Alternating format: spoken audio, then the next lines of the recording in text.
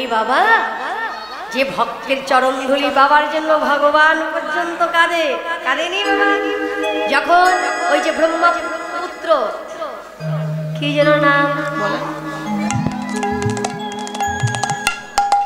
ভিগুমণি, ভিগু মহর্ষি ভিগু,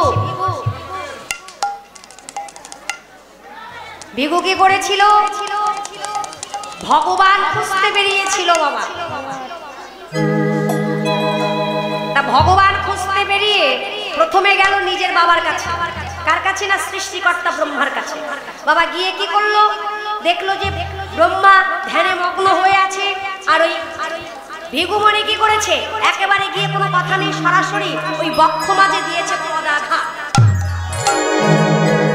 মানে বাংলা ভাষা বলেছে লাথি মেরে দিল। পদাঘাতে একেবারে লাথি দিয়ে দিল, বুকের মাঝখানে দিল লাথি মেরে। এইবার ব্রহ্মা রেগে উঠেছে, আমি সৃষ্টিকর্তা ব্রহ্মা, তোর এত বড় সাহস হলে কি করে? আমি তোকে সৃষ্টি করেছি, আর তুই আমার বক্ষে লাথি মারিস? বাবা অপরাধ নেবেন না, আমি ভগবান খুঁজে বেড়াচ্ছি। ও তাই? তাহলে বাবা আর একবার লাথি মার। বলছে না, যা হয়ে গেছে একবার হয়ে গেছে, দ্বিতীয়বার হবে না। তো বাবা এইবারে গেল কোথায়? কৈলাসে। যে দেখছে দেবের দেব মহাদেব, তিনিও ধ্যান মগ্ন হয়ে আছে। একেবারে কোনো কথা না বলে মনে মনে জয় ভোলানাথ, জয় ভোলানাথ বলে ভোলানাথের একটা লাথি মেরে। ভোলানাথ রেগে গিয়ে বললেন, দেখো তোর এত বড় সাহস হলো কি করে তুই আমাকে লাথি মারিস? আমি দেবের দেব মহাদেব, কৈলাসপতি মহাদেব, আমি দেবের দেব। বলছে না, অপরাধ নেবেন না, আমি ভগবান খুঁজে বেড়াচ্ছি তো বাবা। তা ওই লাথি মেরে দেখলাম যে কোনটা আমার ভগবান। কেউ বলে একটা ভগবান, কেউ বলে দুটো ভগবান, কেউ বলে তিনটে ভগবান। তা কোনটা আমার ভগবান তাই খুঁজে বেড়াচ্ছিলাম। তা ভোলানাথ বলছে, বাবা ভিগুরে তাহলে আর একবার লাথি মার আমায়। বলছে না, হয়ে গেছে একবার, আর দ্বিতীয়বার হবে না। এইবার গেছে গোলক ধামে বাবা, বৈকুণ্ঠ ধামে।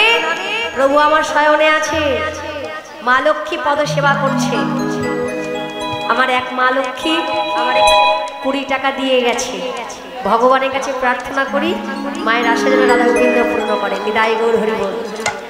তা যখন পদ সেবা করছে, একেবারে ভিগু গিয়ে কোনো কথা না বলে, প্রভু আমার শয়নে আছে, একেবারে প্রভুর বক্ষের মাঝে যেই লাথি দিয়েছে, পা তুলতে পারেনি, পা কিন্তু উঠাতে পারেনি।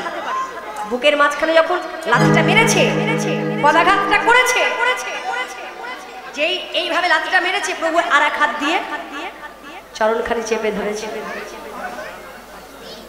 ভিগু তুই চরণ দিলি দিলি, একটা দিলি কেন রে?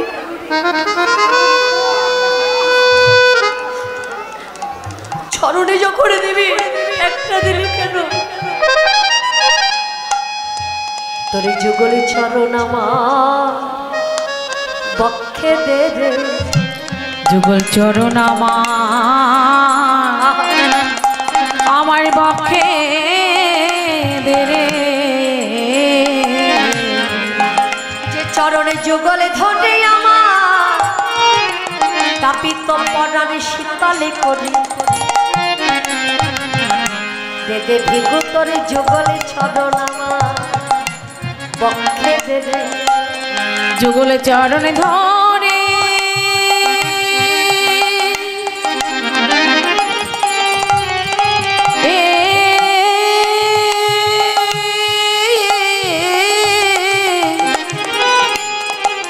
যুগলে চরণে ধরে আমি আমার বক্ষ শীতল করি, বলি দে রে আমায় যুগলে চরণ দে রে।